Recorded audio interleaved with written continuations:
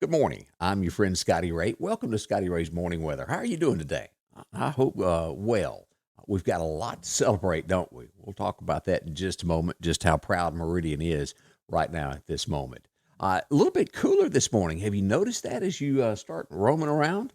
Right now, 57 as we turn to take a look at our forecast.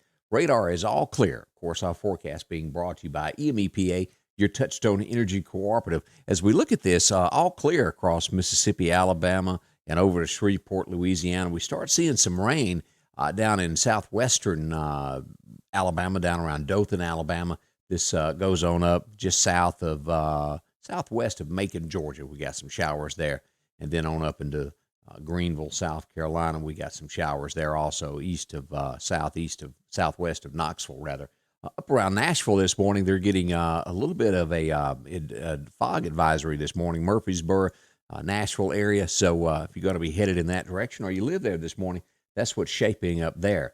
As we turn to our forecast locally, our high today is going to be about 83. Nice weather for us, not bad at all, with sunshine everywhere. Tonight, we'll get down to about what it is this morning, 59 for that low. By tomorrow, 30% chance of showers rolls in. It'll be mainly afternoon showers when that happens, with a high of 85, otherwise sunny, 20% on Thursday night. And as we turn toward the weekend, it's going to be a 30% chance most every day, Thursday, Friday, Saturday, and Sunday as well. Afternoon showers with highs in the low, upper 80s to low 90s. Not bad weather at all, but all small chances. And again, that's a few days off. All that can change just a little bit. But that's a quick look at your forecast as you begin today. Again, nice weather, sunny and 80-something. Wow, 82, somewhere right around in there. I want to thank our sponsors that make this happen every day. Patrick Allen Storm Ready Shelters on Highway 145 South. Piggly Wiggly of Collinsville. Rick Justice Automotive and Hoopers on 22nd Avenue. Had a chance to drop in and see a few folks yesterday. Well, as I mentioned, there is a lot going on. Meridian has a lot to be proud of, and we turn to what went on last night with The Voice, and congratulations to Todd Tillman. He won it, the whole thing. Can you believe that? Somebody from Meridian. It is just incredible. He is such a talent, and we congratulate Todd and his entire family of doing this. Made you feel proud last night, didn't it?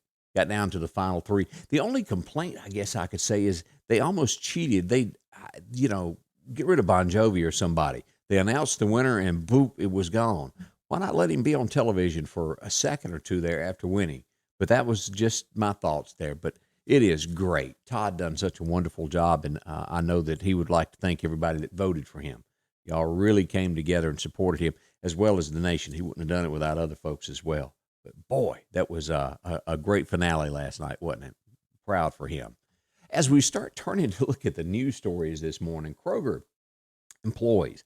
I don't know how you feel about this, but they're telling their employees that they've overpaid. Of course, Kroger being one of the biggest grocery store chains in the United States, but they're asking their employees to return $461.60, and they'll break that up into three payments there for you. You can do it in one easy payment, 3 or 5 payments to give it back to them. This is all the while their guy that runs it, their CEO, makes $12 million a year after the $500 that they were promised, the $2 extra an hour during the coronavirus pandemic. It's not setting well with employees, nor is it on the internet. They're really eating them alive on Reddit and Twitter and places of that nature. But after their money back from folks that are out there, making the minimum wage that was getting that extra $2 an hour to keep working during this, and they want it back. Just doesn't seem right, does it? As we move on, a Texas 80-year-old grandmother was stabbed to death as she shopped over the weekend. This coming from a guy that had been in jail 70 times, arrested 70 times. He was released. The police are upset that the way the justice system works. There was no need for her death. We really, really, really need to start enforcing our laws. When you do something wrong, you pay for it. She lost her life over that. Megan Fox is getting a divorce after, 10 years, right at 10 years from the actor that's on 90210. And 90210, I just figured out was back. I'd forgotten that. I was thinking Dylan and them reruns or something, but no, it's back. But Megan Fox getting a divorce if you keep up with those sort of things. Also, Trump hits back at Pelosi. Of course, he's started taking the medicine he admitted earlier this week. and I won't say the whole word, but we'll call it hydro. Let's call it that because I'll get it all mixed up. That he takes it to ward off catching the coronavirus, and she called him obese and a couple of other things. So he's hitting back at her and saying that she's sick. He started a press conference saying that, well, he wasn't going to say anything, and you know how Trump is. He couldn't handle it. He had to say something before it was over. As we look at possibly the Michigan governor being Joe's running mate, she confirmed they had been talking with one another. This is after all the protests and that people are taking over her state there with all these different marches. I don't know how well that would go. She may be the choice, but that's what's out there right now. Also, they're saying stay 6 feet apart may not be far enough. They're saying that a cough with the wind going can travel about 18 feet. Wow. So that's the latest when it comes to our news there and how far you need to be away with the coronavirus. I did not realize that. That's a long way there. So keeping up with what it is, we learn more and more about this coronavirus, and we're going to get into in just a moment where we are in the state of Mississippi and how many cases we have. It's astonishing as to how this is all happening. As we all know, right now is good weather, and at some point it turns, and that's where we go back to Patrick Allen, Storm Ready Shelters. You've heard me talking about this over the last few weeks. If you want a storm shelter that's ready to go, that's where you need to go. Financing is available. How much does one cost? Well, they start around $5,000. The average one that's installed is about $6,500, what we're looking at here. After this is brought out to your home, they'll deliver it, bring it in. Several ways you can do this. You can put it on your carport. You can put this outside of your home.